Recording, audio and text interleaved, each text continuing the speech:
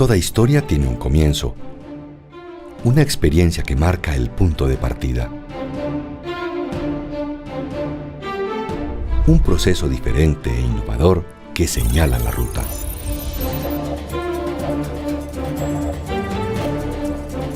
Personas que se atreven a indagar, preguntar y a desafiar el conocimiento a través de los años para dejar su marca y establecer el rumbo de la historia.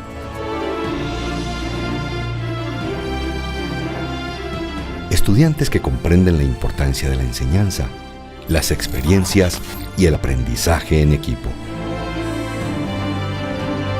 Bienvenidos a una universidad que ofrece las mejores opciones. Reconocida por su innovación, investigación, proyección social e internacionalización. Aquí comienza el trabajo en equipo, las charlas con los buenos amigos, los recuerdos memorables, el esfuerzo y la satisfacción de lograr los objetivos para encontrar el camino.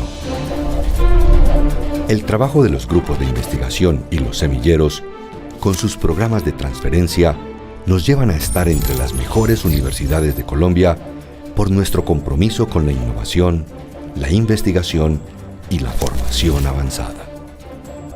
Ser bolivariano es construir cultura solidaria y vincular la esencia del conocimiento académico de las aulas con la experiencia en las comunidades y los entornos sociales que nos necesitan. Este es el espacio para vivir la formación con los mejores, para aprender de las experiencias y ser parte de la historia. ¿Estás listo para dejar tu marca en el mundo?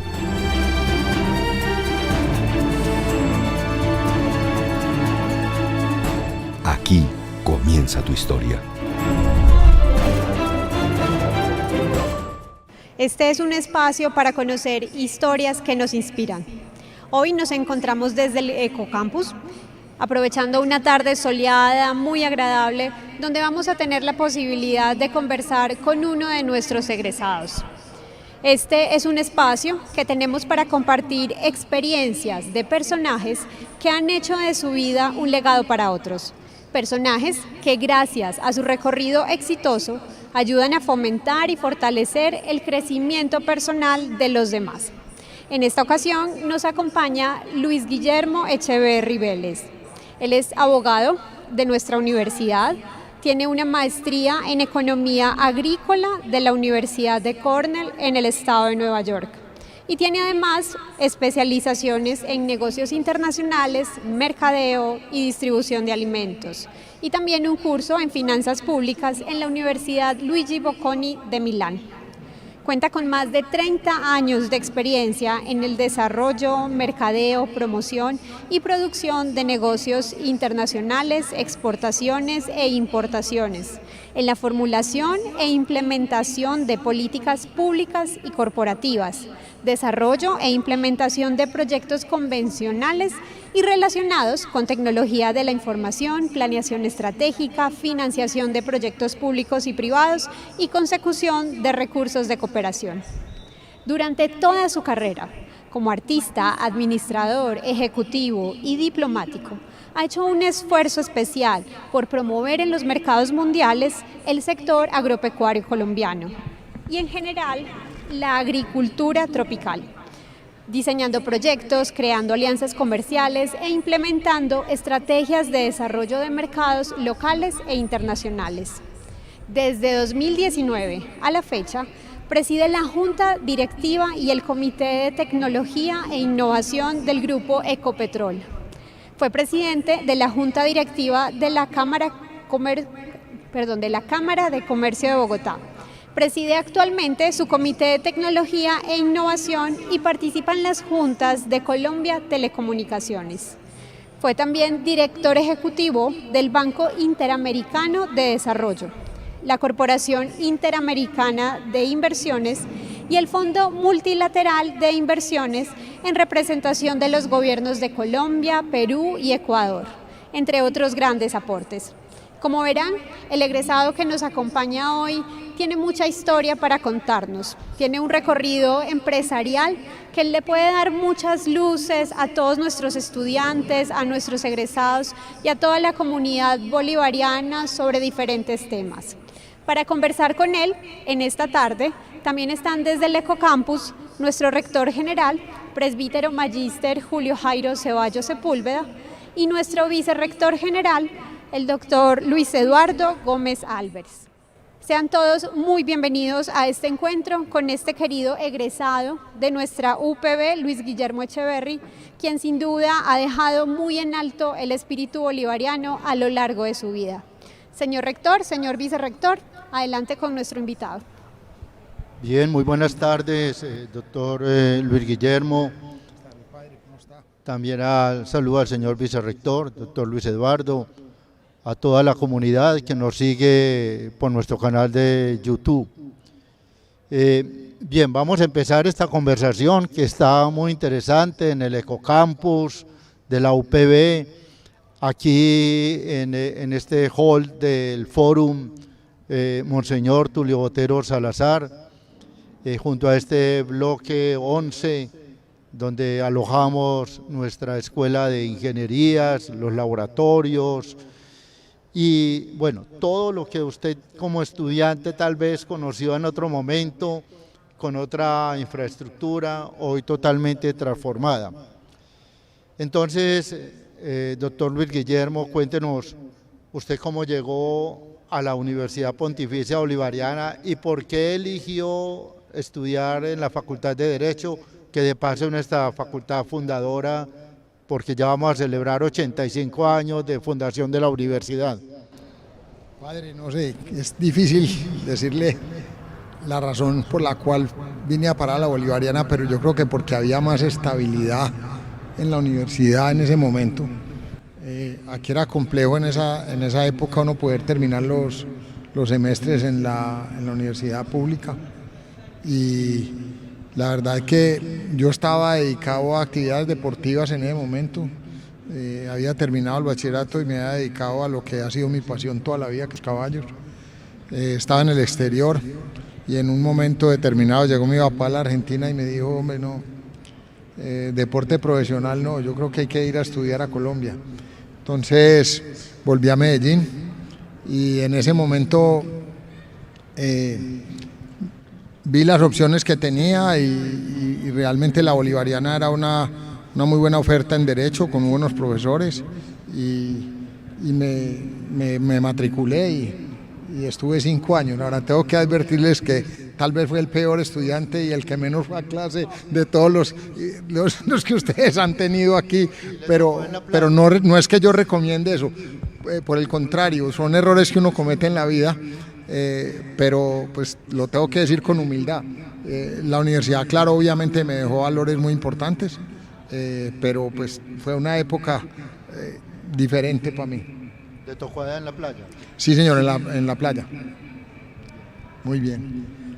Bueno, pues muy contento de tener aquí al doctor Luis Guillermo Echeverry, o Luigi, como se le conoce popularmente aquí en el círculo de amigos y especialmente desde su juventud.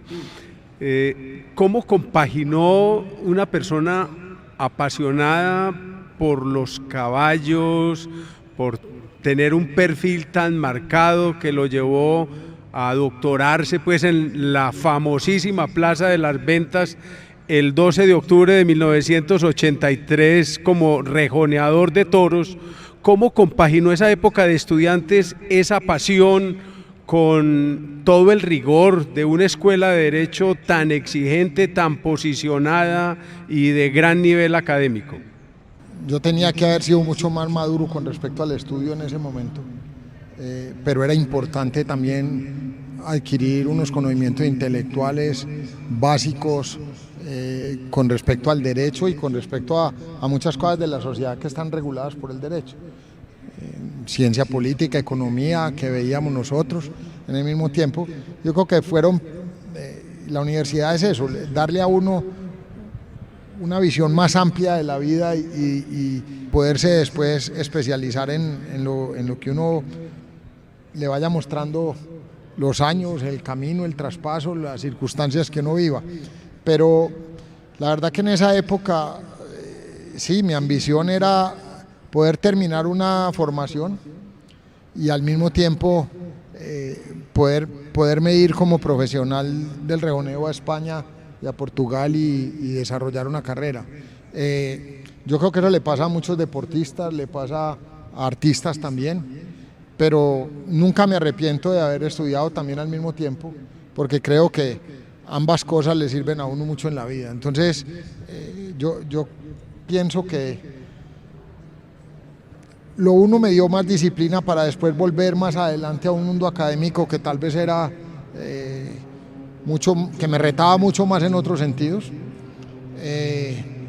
pero realmente, como les dije ahora, no fui el mejor estudiante, pero entendí que la universidad me daba unas bases sólidas para continuar en todo lo que fuera, y la verdad es que me distinguía también dentro de lo que era mi profesión, porque me daba ya un alcance diferente al haber terminado Derecho. No me gradué inmediatamente, mi afán era terminar las clases y poder arrancar con una vida profesional que ya había empezado en paralelo, lo cual quiere decir que uno puede hacer muchas cosas y lo cual quiere decir el mensaje también de que yo creo en estudiar y trabajar, porque de alguna manera yo estaba trabajando en mi futuro y estaba al mismo tiempo adquiriendo unos conocimientos en la universidad. Excelente, un gran mensaje para nuestra juventud.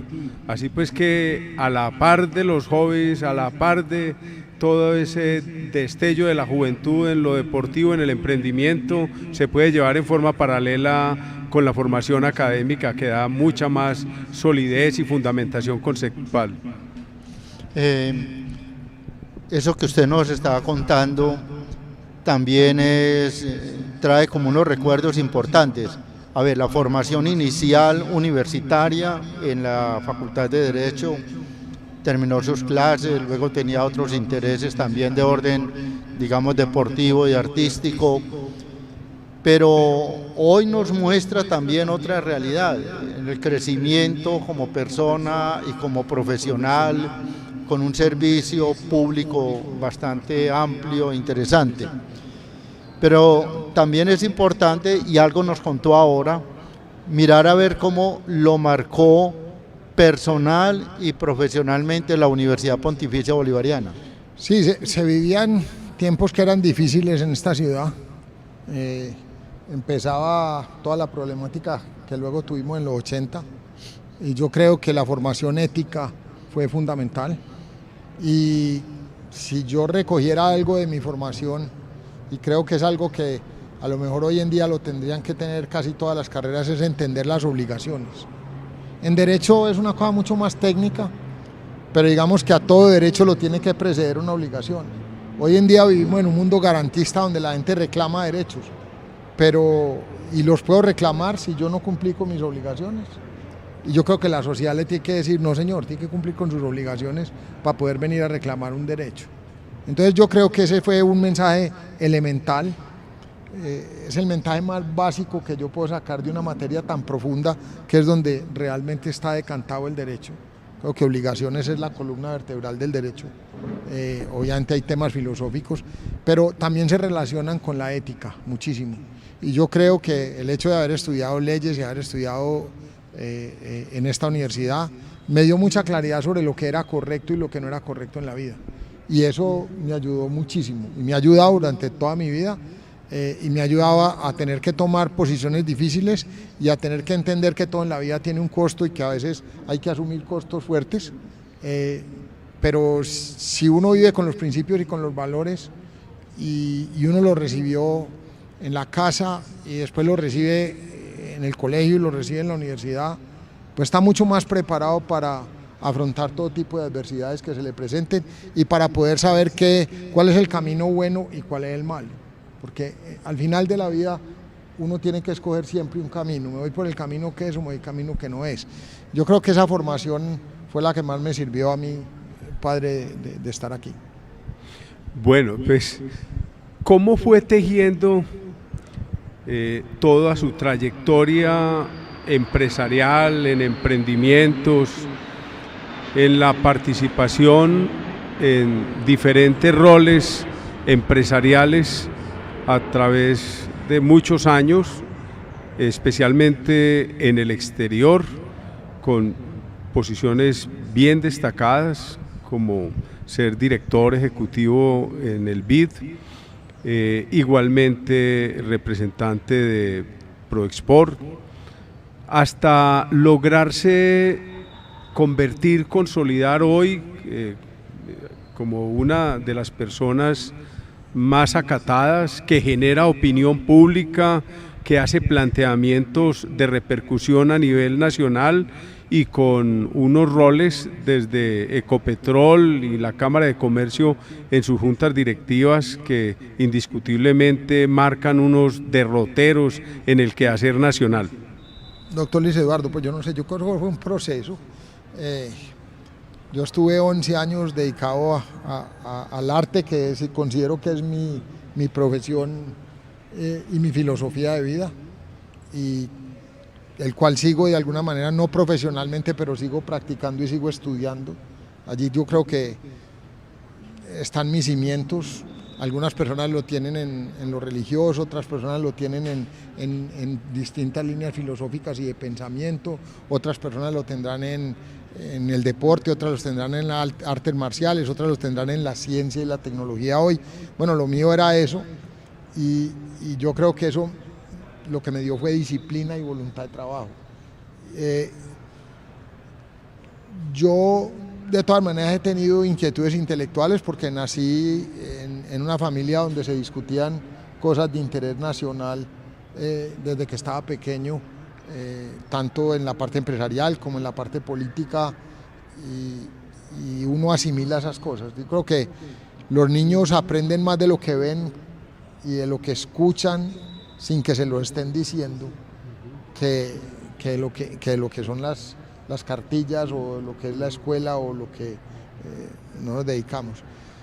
Yo creo que las dificultades son las grandes maestras de uno. O sea, las dificultades son las que realmente lo llevan a uno a tenerse que esforzar más allá, y el mensaje es tener disciplina, tener trabajo, tener ambiciones, ponerse las metas una a una y tratar de ir a cumplirlas. Yo viví un tiempo en Europa, venía a torear las temporadas de fin de año, luego volví a Europa y en un momento determinado me quedé aquí y formé una familia y seguía en mi profesión. Después la vida me puso en circunstancias complejas, me tuve que ir, dejar mi profesión, llegar a Estados Unidos, imagínense, rejoneador de toros y abogado colombiano. Cualquier cubano llegado en llanta valía mucho más que yo en los Estados Unidos en ese momento. Entonces,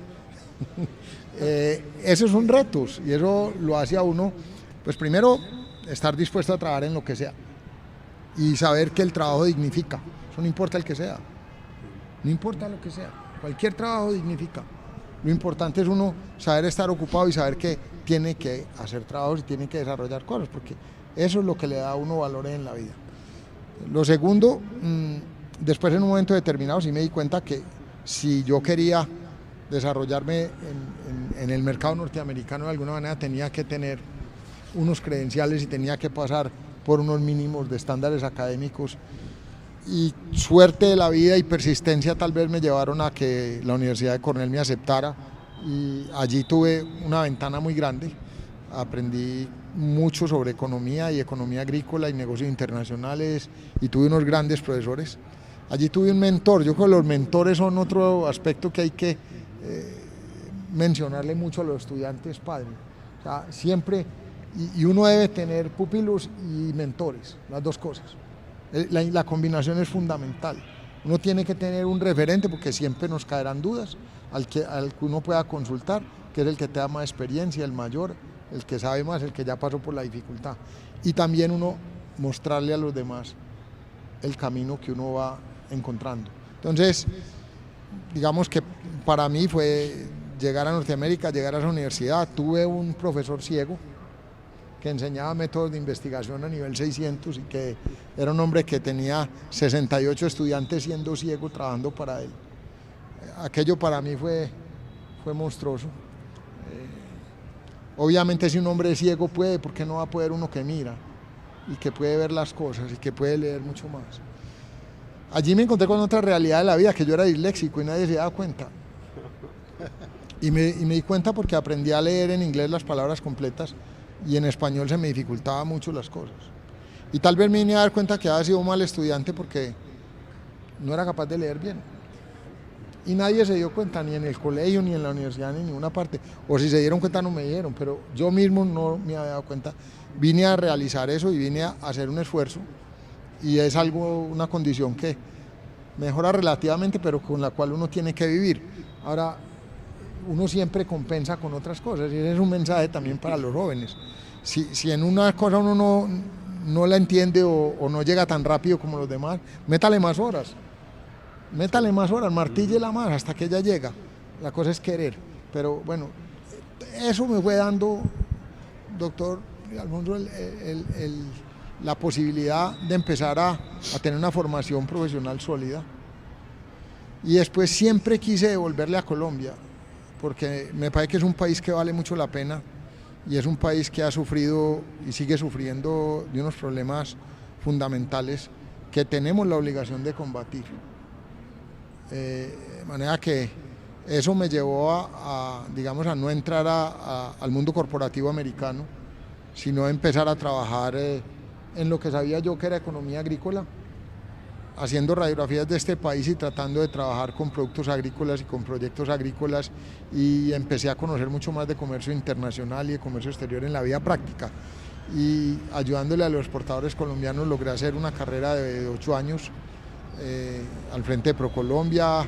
Estuve en la formación de lo que hoy es ProColombia, que antes se llamaba ProExport y antes se llamaba ProExpo. Me tocaron esas transformaciones y me tocó elaborar ideas y proyectos, muchos de ellos que no se dieron.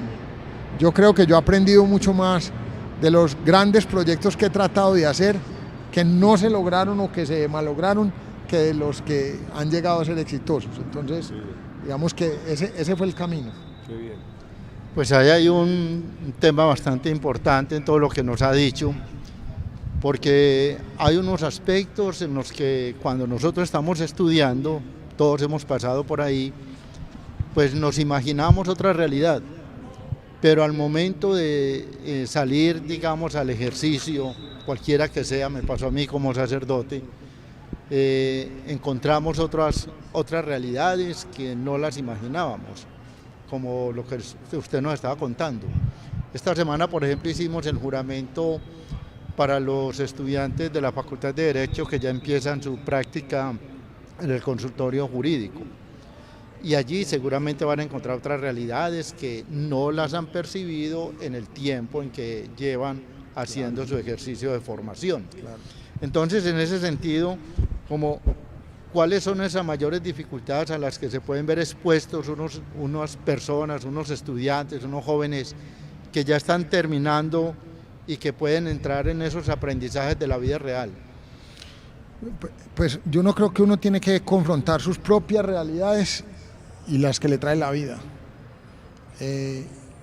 y aprender a entender que hay que vivir al día y recibir lo que le traiga a uno la vida con amor, con ganas, con el espíritu de solucionar problemas. Yo creo que es así como puede que a uno le diera pereza hacer la tarea de matemática, hacer los problemas, pero eso en la vida es lo que le toca a uno todos los días, solucionar problemas, encontrar respuestas, y no sé, yo creo que, padre, le toca a uno entender que la vida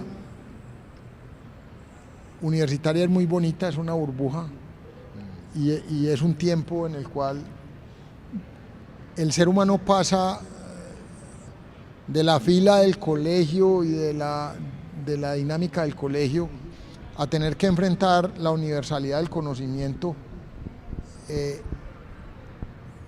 con la responsabilidad de formarse a sí mismo, porque es una edad en la cual uno ya lo sueltan de las muletas y tiene que caminar solo. Entonces es muy importante que los muchachos tengan mucha inquietud y que sean inquietos y que se pregunten y que se cuestionen y ayudarles a encontrar ese camino, porque eso les va a dar valor para enfrentar circunstancias adversas en la vida. O sea, yo no tengo nada contra la rebeldía, lo que pasa es que hay que encontrar soluciones inteligentes a ella y hay que saber qué es lo que viene. Y que la vida es práctica, o sea, hay que, en un momento determinado les va a tocar llevar la comida a un hogar o satisfacer sus propias necesidades, y para eso le tienen que preparar. Y ese día llega, y es mejor que uno lo prepare con tiempo antes del grado. Entonces yo recomiendo mucho que la gente estudie y trabaje, me gusta eso. A mí me parece que es fundamental, porque lo lleva a uno desde la universidad a realidades de la vida. Y no lo deja simplemente en el mundo académico. Ahora, hay personas que necesitan conservarse en el mundo académico porque su excelencia los lleva a ser investigadores o porque saben enseñar con mucha facilidad y le pueden ayudar a cursar ese camino a las personas. Pero ese detalle de uno poder ser consciente que se tiene que formar a sí mismo no es tan fácil, pero yo creo que la universidad tiene la obligación de llevar a los muchachos allá. Eso es lo que yo pienso. Bueno, pues muy interesante toda esta historia de vida, muy inspiradora. En su casa, el doctor Fabio Echeverry Correa, pues, digamos, fue como un maestro de primera mano. El doctor Fabio, pues, era un gran referente a nivel nacional, un referente moral, una persona que logró generar una autoridad tal donde la gente lo seguía, una persona que debatía los grandes temas del país cuando nadie se atrevía a plantearlos, el tema de la corrupción, el tema del narcotráfico, un gran defensor del empresariado, de la producción nacional, una persona enamorada de la educación, de lo que hoy llamamos emprendimiento, una persona siempre comprometida con los grandes valores de la sociedad, con la defensa del Estado de Derecho, del reino de su majestad, la justicia. ¿Cómo lo marcó y viendo pues su trayectoria empresarial? Pues uno dice, bueno, alguien que ha tenido todo este recorrido y que ha estado tan cerca del poder, le haría una pregunta: ¿para qué el poder? No, mire, yo no creo. Para mí el poder es un problema porque me parece que es la droga más fuerte que hay en el universo. Me parece que el poder distorsiona a la gente con mucha facilidad. Yo creo que el poder embriaga. Yo soy bastante rebelde a ese concepto de tengo poder y lo voy a utilizar. Eso no me gusta. Yo creo que ahí tenemos un concepto todavía en nuestro mundo occidental que tal vez no está asumido como debería ser. Yo creo que lo importante es que se tomen decisiones sanas, que se tomen decisiones buenas, que hoy en día que llegamos a un mundo de convergencia digital, tecnológica, científica, que nunca lo habíamos tenido en la historia de la humanidad. Sepamos aprovechar eso y no veamos lo que está pasando muchas veces, donde la ciencia y la tecnología van al galope y la política va en reversa. ¿Por qué? Porque el poder afecta mucho la política. Si la política se hace con función de tener el poder, se perdió completamente el horizonte y la meta a la que hay que llegar. Yo creo que lo que es necesario es hacer el bien y hacer las cosas bien y hacer que las sociedades funcionen como es correcto. Y yo por eso le digo que yo siempre tuve un padre que creo que no trabajó por poder, No fue un hombre codicioso tampoco, no le faltó nada, pero lo que quiso fue servirle a una sociedad que le dio muchas oportunidades. Y yo creo que es la preparación intelectual la que lleva a las personas a poder prestar un buen servicio en la sociedad, más que la ambición de poder. Y ahí veo una equivocación muy grande muchas veces en la gente que hoy en día elige ser de profesión político, porque eso me parece un error grande. Yo no sé, tal vez en algún momento más adelante la humanidad se va a tener que plantear algunas cosas en las organizaciones sociales. Hoy en día tenemos unos mundos en el Asia, tenemos otros mundos en la sociedad occidental que están tratando de resolver sus problemas, pero el tema del poder es un tema muy difícil de manejar, porque le distorsiona a las personas la dimensión de la humildad que tiene que tener uno para poderlo manejar, de la honestidad, y los hace sentir como Dios. Y por eso yo creo que todo lo que le distorsione a uno el entendimiento es dañino. La droga, el alcohol, cualquier tipo de cosa que distorsione la mente es perjudicial para que el individuo se forme y cada día trate de ser una mejor persona y poder aportar más. Muy bien. A propósito de los 85 años de la universidad, siempre nos han marcado unos símbolos muy importantes. Pues nosotros recordábamos que tenemos el himno, tenemos el escudo, tenemos la bandera, unas oraciones propias también de la universidad, y la Carta Magna, el espíritu bolivariano de Monseñor Manuel José Sierra.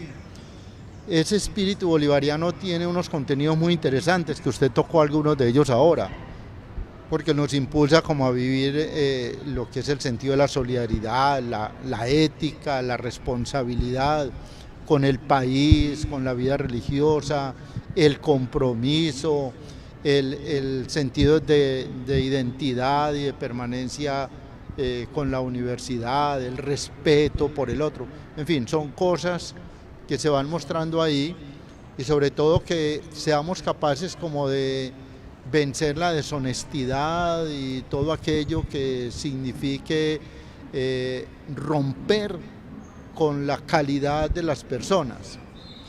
Usted que conoció ese espíritu bolivariano, seguramente en las cátedras respectivas, a ver, ¿qué nos podría decir? ¿Qué impacto tuvo en su vida ese conocimiento del espíritu bolivariano, en esa trayectoria de la formación en valores y en principios trabajados desde la UPB? ¿Cómo los ha vivido? ¿Cómo los ha sentido? Pues a mí me ha tocado muchas veces, padre, tomar decisiones de si cojo el camino fácil o cojo el camino difícil. Y yo creo que ahí es donde eso tal vez me ha marcado. Y creo que la satisfacción más grande está en coger el camino difícil y no agarrarla por lo fácil. A nosotros nos tocó una época en la cual esta sociedad estaba asediada por el narcotráfico y era mucho más fácil coger el camino. En cambio, combatirlo o expresar, no estar de acuerdo con ello, representaba tal vez ser distinto y representó problemas. Entonces yo creo que a mí me sirvió mucho eso. También le digo francamente, yo soy un hombre que creo que mi papá me enseñó mucho dos cosas. Una, que la gente inteligente es la que aprende de los errores de los demás sin tenerlos que cometer. Y lo segundo, que uno tiene que ser de cierta manera, lo voy a decir, liberal en las ideas con los amigos y con la familia, y conservador en el manejo de las cosas que a uno le confían, como el dinero, como los recursos y todo eso. Lo que uno no puede es invertir esos valores. Yo creo que tiene que ser liberal porque uno tiene que entender que los principios tampoco están por encima de las circunstancias de la vida, y a uno le puede llegar la vida y mostrarle que si uno se vuelve moralista del todo, la vida lo puede confrontar. Y en ese momento uno tiene que empezar a encontrar una sinceridad y una forma de ser franco, primero a no engañarse uno mismo, que yo creo que es lo más importante, no decirse mentiras a sí mismo, y después a entender que unas las ganamos y otras las perdemos en la vida, y tenemos que vivir con eso. Entonces yo le agradezco a la universidad y le agradezco a la formación que vi, haber visto cosas muy buenas y haber visto errores muy grandes también, haber visto una ética sólida y haber visto también una doble moral en algunos momentos que me chocó y que la enfrenté. De manera que creo que eso me ayudó muchísimo. Doctor Luis Guillermo, por aquí tenemos ya 2 preguntas que nos han llegado del público. Voy a llegar con la primera y tiene que ver con la formación en Derecho. Como decíamos al comienzo y como ha estado pues usted aquí contándonos sobre su historia como estudiante de Derecho en la universidad, en el mundo actual y ante tantas ofertas para estudiar Derecho que existen, ¿cuáles cree usted que serían los valores con los que un bolivariano debe marcar diferencia significativa en el contexto actual? A ver, yo me he preguntado mucho por la diferencia que hay entre los abogados anglosajones y nosotros, y no estoy hablando del sistema napoleónico del anglosajón consuetudinario, sino de que a veces fuera prerequisito estudiar otra cosa antes de estudiar leyes. Y si no seríamos mejores abogados y más especializados si hubiéramos sido antes ingenieros o veterinarios o médicos o administradores, y después entráramos a estudiar la legislación y salirnos un poco del cliché del litigante o del abogado especializado nomás en lo comercial o en lo familiar, y llevar toda una vida lo mismo, porque yo creo que el derecho va mucho más allá. Entonces, para mí es la filosofía del derecho, para mí son las obligaciones, para mí es el entender desde el punto de vista del derecho por qué hay un pacto social, por qué la sociedad se tiene que ordenar, por qué se crean las leyes, cómo se crean las normas, y a partir de eso entender que también tenemos defectos en sociedades como las que tenemos. Tenemos, por ejemplo, una democracia con 200 años, pero que tiene sus enfermedades y que tiene sus problemas. Y tenemos un equilibrio o una independencia de poderes que a veces pierde los equilibrios y que los tenemos que volver a encontrar. Entonces, ahí el derecho sirve mucho, pero siempre y cuando tenga una fidelidad con esos principios generales de la filosofía y el derecho. Y yo creo que también una cosa que falta mucho hoy en día es entender las distintas líneas y formas de pensamiento. Si uno no sabe las escuelas de pensamiento antiguas y cómo evolucionaron, muchas veces no tiene el referente ético y filosófico que se necesita para poder analizar circunstancias. Tenemos también una pregunta que tiene que ver con su experiencia al frente de las empresas y en el sector empresarial en el que usted se ha movido, a pesar de ser abogado, que muchas personas podrían decir que no tiene nada que ver, pero pues usted ya hizo como un buen análisis. Y la pregunta es, ¿cuáles son las prioridades en las que las MIPYME deben trabajar para atender las nuevas condiciones de mercado? La tecnología. O sea, es que el mundo nos cambió. Y nos cambió a todos, y va a cambiar el derecho, y va a cambiar todo lo que ustedes quieran. Des en cuenta que hoy en día el conocimiento humano no solamente pasó de lo análogo a lo digital y de lo digital a la codificación que tenemos, a poder acumular datos, poderlos procesar, tener certeza estadística de la investigación que no la teníamos antes, sino que hoy en día podemos codificar genéticamente e inclusive vamos más allá. Padre, hoy en día en los laboratorios se puede empezar a codificar con nuevos elementos ajenos al reino animal y vegetal que van a ser parte de la ecuación de lo que toda nuestra biodiversidad va a ser capaz de procesar. y nos encontramos con un mundo completamente distinto, un mundo del conocimiento, al cual nos vamos a tener que adaptar como seres humanos, vamos a tener que adaptar nuestra manera de pensar, pero no podemos abandonar la ética. Entonces, que entiendan que hay nuevas tecnologías que les van a ayudar, pero que es el conocimiento y la ética. La pyme tiene muy buena ética. La pyme tiene un problema y es que le cuesta trabajo sobrevivir. Es una escuela, la escuela más grande que yo he tenido empresa pequeña, yo tuve empresa de tecnología, pequeñita, más grande y no muy grande, pero con mucho personal y sé la dificultad de eso. Nunca me quebré, pero tampoco gané mucha plata con eso. Aprendí una barbaridad. Aprender a trabajar con ingenieros es una locura. Para un abogado, llegar a trabajar con ingenieros es entrar a otro mundo de organización mental diferente. Lo he aprendido y lo he disfrutado muchísimo. Y no sé codificar, pero sí entiendo cómo piensan los ingenieros y los admiro y los respeto muchísimo. Entonces creo que tal vez hay áreas nuevas que tenemos que incorporar, pero lo importante es que para un empresario hoy entrar en cualquier área del conocimiento es posible, es sino abrir el internet y darle, y ese es el factor de igualdad más grande que hay hoy en día. Entonces el empresario pequeño puede soñar, y si el empresario pequeño o una pyme puede patentar algo, ahí va a tener una riqueza grande, porque la propiedad intelectual es el todo en este mundo del conocimiento. Muchas gracias, voy a estar atenta a más preguntas, continúen ustedes entonces. Muchas gracias, Angie. Bueno, pues creo que no podríamos desaprovechar la oportunidad para preguntarle al doctor Luis Guillermo sobre los problemas, los grandes desafíos del país.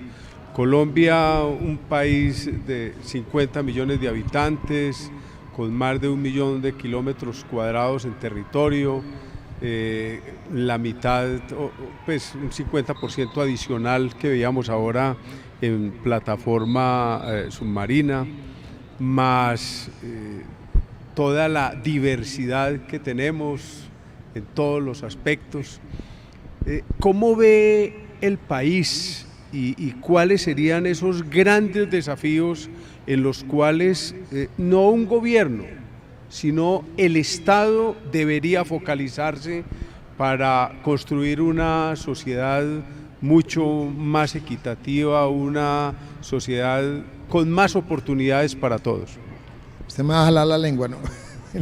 A ver, no, yo creo, vamos a ser muy sinceros en esto, yo tengo un análisis muy particular y creo que no es el Estado, sino la sociedad, la nación, la que tiene que pensar en sí misma.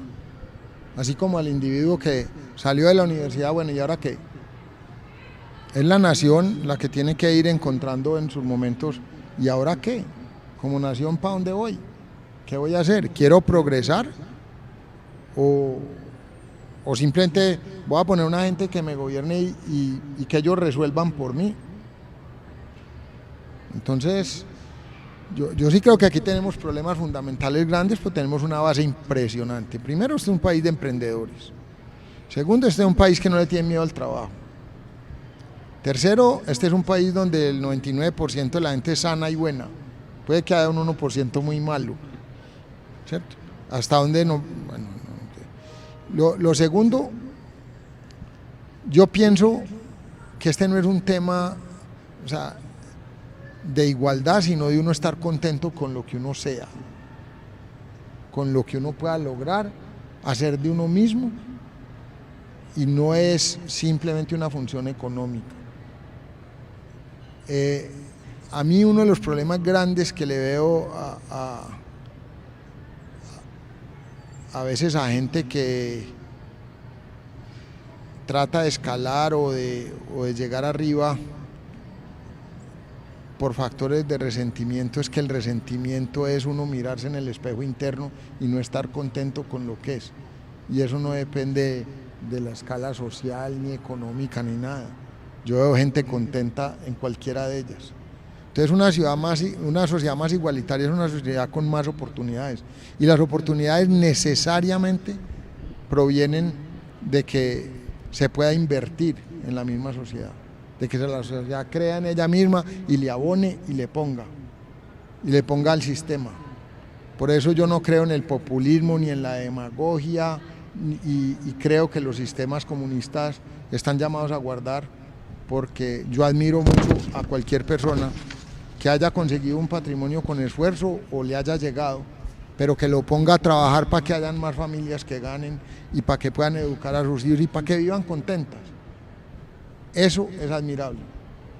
Lo que no podemos pretender es que el Estado, vamos a vivir todos del Estado y el Estado nos lo va a regalar todo, eso no existe. Eso lleva a caos y a sistemas que fracasan. Entonces, sistemas educativos como este, creo que siempre todo nos tiene que costar algo. Todo lo que sea regalado termina en un reclamo posterior que no creo yo que esté justificado. Yo creo que hay que ganárselas en la vida. Y en ese orden de ideas yo pienso que nosotros tenemos que pensar en problemas fundamentales que tenemos. Primero, cuidar este país. Entender que este es un país tropical, andino, y qué significa eso. Mucha gente no piensa en eso. Nosotros no somos la pampa argentina, ni somos Europa, ni las zonas mediterráneas, ni el Corn Belt americano, ni Australia. Tenemos unas particularidades geográficas que desarrollaron una cultura, desarrollaron un país con multicultural, multiclima, multisuelos, muy difícil de analizar, en el cual transportarse es complejo, costoso, y esto es lo que nos dieron. Yo creo que esta sociedad en particular se desarrolló con mucha fortaleza porque fue capaz de vencer la adversidad de estas montañas y de desarrollar aquí banca, comercio, comercio internacional, seguros, industria manufacturera, facultades de ingeniería que valían la pena. Y después nos fuimos quedando en no dar unas soluciones de desarrollo, y no le podemos echar la culpa a los gobiernos, porque es que la sociedad es la que se tiene que ocupar de eso. Yo creo que en este momento tenemos una crisis gremial tremenda, y es una crisis de valores gremial. Yo creo que ahí todo el que sepa pagar nómina va a tener que ir a los gremios a hacer valer los gremios en este país. Creo que tenemos eso que decía mi papá en algún momento, de que la economía va bien y el país va mal. Si nos recuperamos económicamente, tenemos que ponerle cuidado a muchas cosas del país. Estamos jugando con un garantismo que es insostenible desde el punto de vista de lo que produce el Estado. Y yo creo que la agricultura que tenemos, que es básica, la tenemos que mantener por seguridad alimentaria y tenemos que fomentarla con tecnología, pero el sector minero energético lo tenemos que desarrollar y salirnos de un montón de prejuicios que nos meten hoy en día o que se venden por el internet o en las redes sociales de que esto es malo o bueno. No, lo que hay que hacerlo es bien hecho. Que si los chinos son buenos o malos, no, si yo me dejo engañar del chino, el malo soy yo porque el chino me engañó, o del mister o del que sea.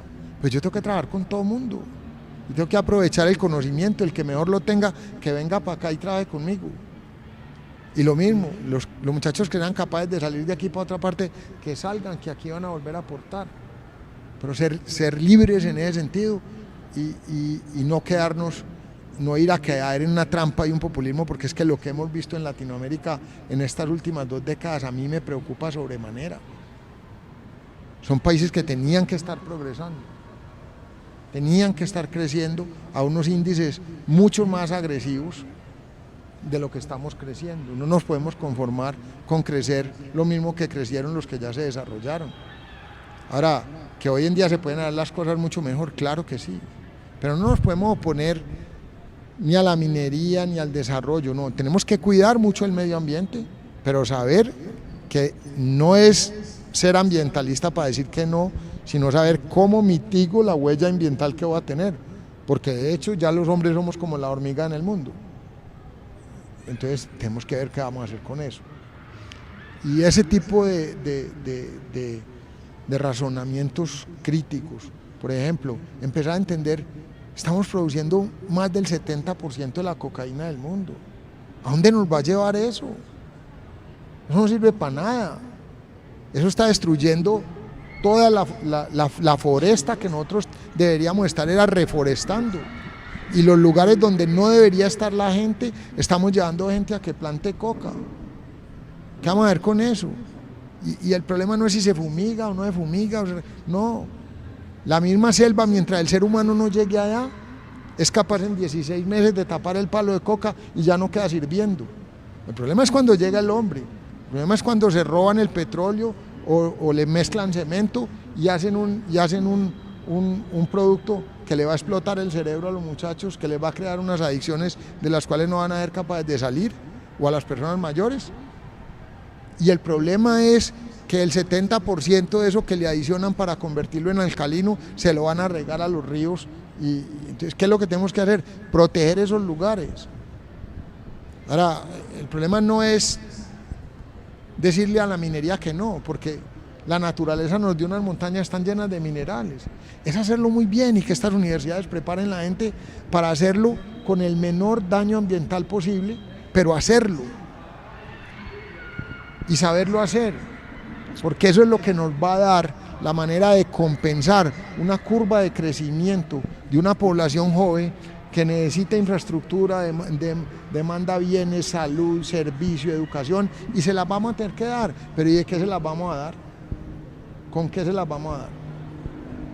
Entonces, que sí, que el turismo y todo, sí, pero necesitamos la infraestructura y necesitamos la educación para poder tener un turismo que valga la pena.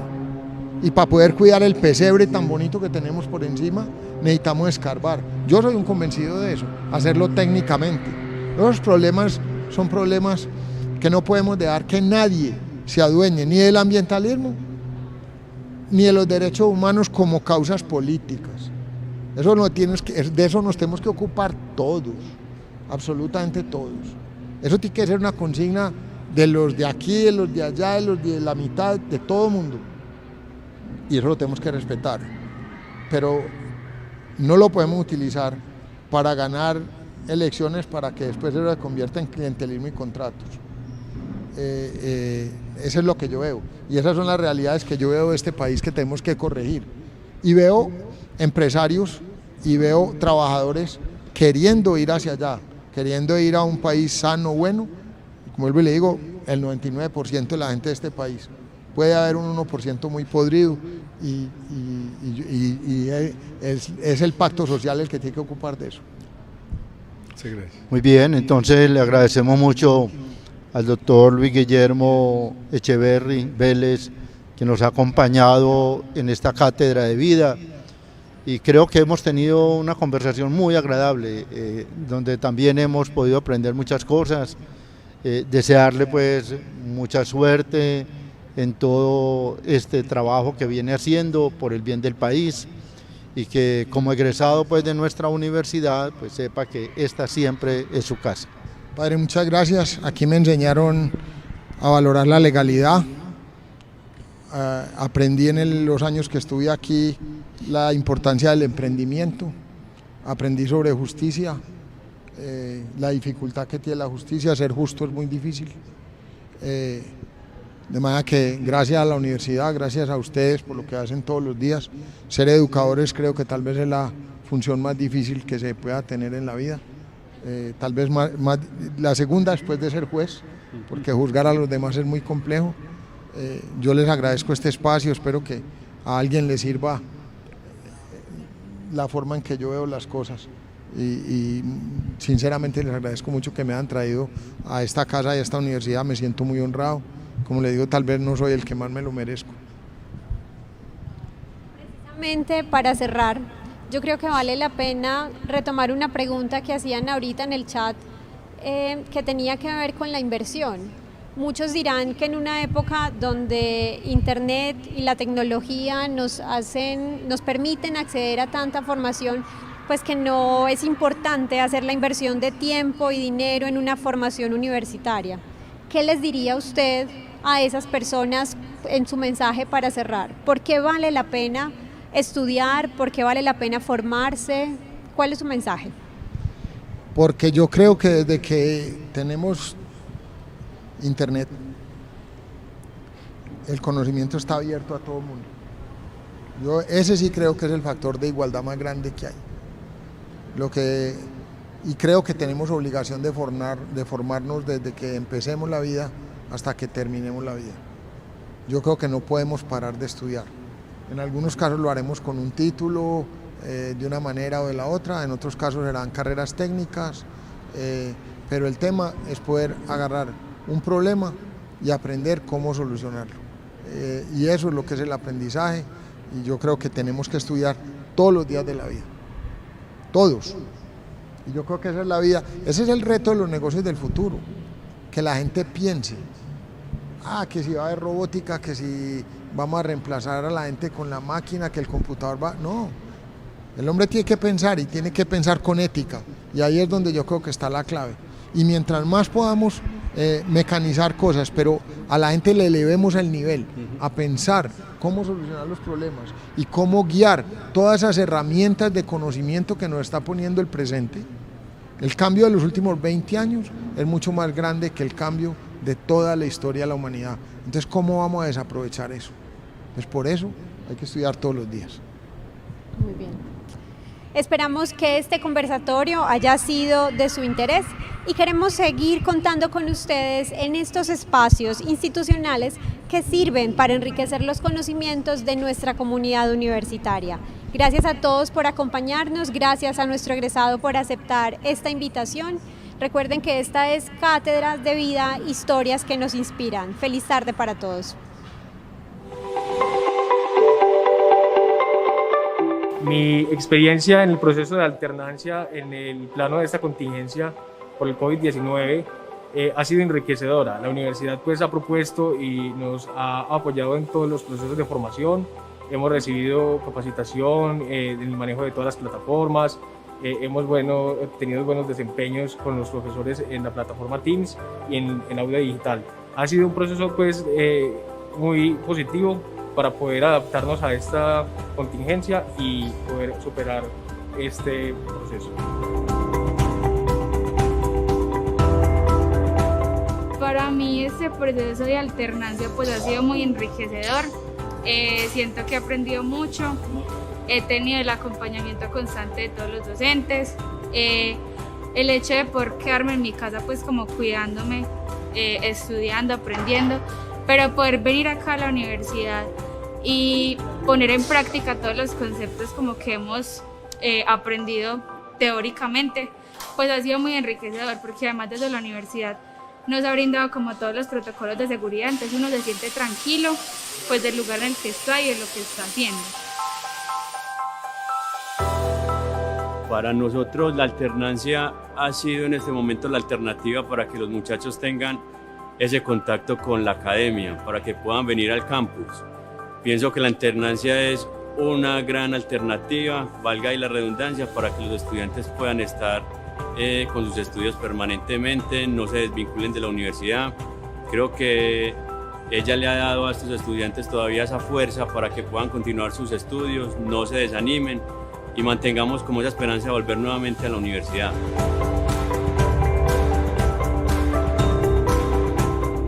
Nosotros en este momento en que nos estamos enfocando en procurar darle al estudiante la confianza de venir de nuevo a la universidad, ¿cierto? Eso es como la base fundamental en este caso. Lograr esa confianza que le podemos dar a ellos. ¿De qué manera? Cumpliendo con aquellos requerimientos que debemos tener en cuenta para que ellos puedan ingresar acá.